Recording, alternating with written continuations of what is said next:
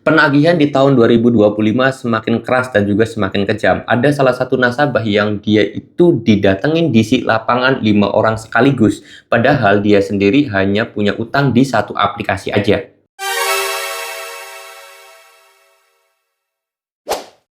Assalamualaikum warahmatullahi wabarakatuh teman-teman semuanya. Pada kesempatan video kali ini saya ingin membahas tentang yang namanya penagihan di lapangan pinjol atau FC ya, yang ternyata ada yang viral kemarin itu, atau saya sendiri pernah dapet screenshotan juga di Facebook, didatengin 5 orang sekaligus. Padahal si nasabah tersebut hanya punya utang satu aplikasi aja. Jadi satu aplikasi ini memanggil 5 orang DC datang ke rumah nasabah tersebut, digeruduk 5 orang, jadi semakin menakutkan penagihan tersebut.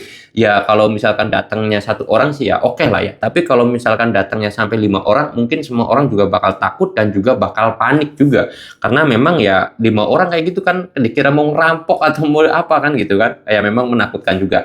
Padahal si nasabah tersebut hanya punya hutang di satu aplikasi aja, dan kebetulan memang aplikasi tersebut punya DC lapangan atau punya FC ya teman-teman semuanya. Nah, di sini saya mau bahas, dan berita tersebut pernah beredar juga di medsos. Mohon maaf saya sambil nengok ke sini ya, karena kebetulan saya sendiri sambil megang tablet untuk membaca referensi, dan juga saya sendiri menelusuri lebih dalam lagi, lebih detail lagi terhadap postingan di Facebook tersebut. Nah, memang saya sendiri menemukan postingan tersebut ya di pinjaman online Indonesia. Nah, di sini memang ada berita ataupun ada yang memposting bahwasanya satu orang nasabah tersebut didatangi oleh 5 DC akibat galbay dengan nominal sekitar 12 jutaan. Terus kemudian saya sendiri akhirnya menelusuri lebih dalam lagi, lebih detail lagi, ternyata itu adalah postingan dari DC pinjol atau dari admin pinjol, teman-teman.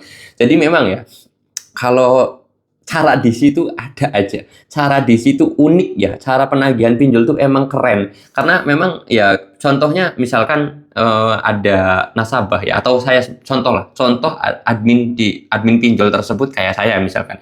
Saya ini bikin postingan saya ditagih sama DC pinjol. Terus kemudian ada DC-nya itu 5 orang, cuman padahal utang saya cuma 12 juta. Terus kemudian saya sendiri datengin sama 5 orang dan saya sangat takut, diposting ke media sosial Facebook, jebret.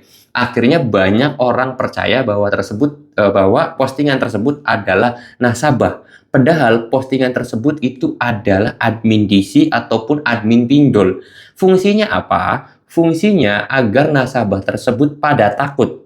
Nasabah tersebut pada grogi, nasabah tersebut pada stres, nasabah tersebut pada depresi, yang akhirnya nasabah-nasabah tersebut pada mau bayar pinjol karena ketakutan mau didatangin DC lapangan sampai 5 orang. Nah, ini memang ada-ada aja ya caranya ya.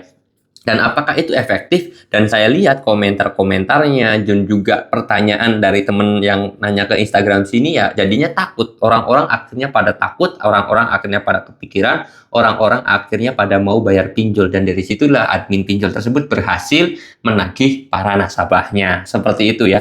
Jadi memang kita harus berhati-hati juga dalam bermain medsos, karena banyak postingan yang kita tidak tahu pertama. Lalu kemudian yang kedua juga, apa ya kasarnya tuh, banyak berita hoax, banyak berita yang menipu, banyak berita yang diputarbalikkan, banyak sesuatu yang terlihat realita tapi ternyata padahal itu palsu. Ada yang seperti palsu tapi sebenarnya nyata dan yang lain sebagainya. Oleh sebab itu kita harus pintar-pintar aja menyaring informasi di media sosial. Dan saran saya teman-teman semuanya, setelah dapat informasi di media sosial, tolong teman-teman juga semuanya tuh mencari lagi ya, informasi ini benar atau tidak, punya kredibilitas atau tidak. Kalau Anda dapat ilmu seperti ini, kalian coba cari lagi di Google atau di googling gitu kan. Nah, itu menjadi salah satu hal kehati-hatian kita dalam mempercayai media sosial, karena media sosial itu banyak dunia tipu-tipu.